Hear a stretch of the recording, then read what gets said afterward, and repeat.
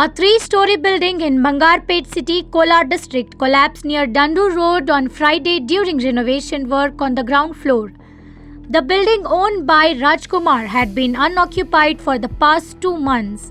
According to Bangarapet police, the collapse occurred while modifications were being made to the ground floor.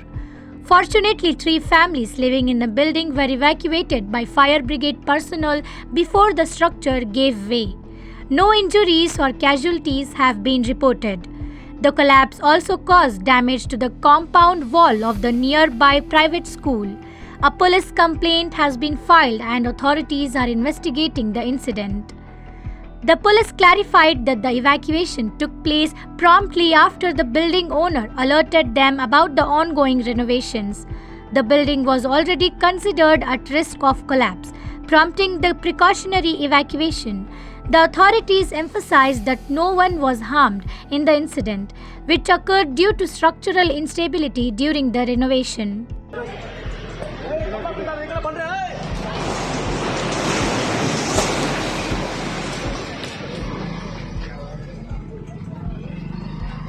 That's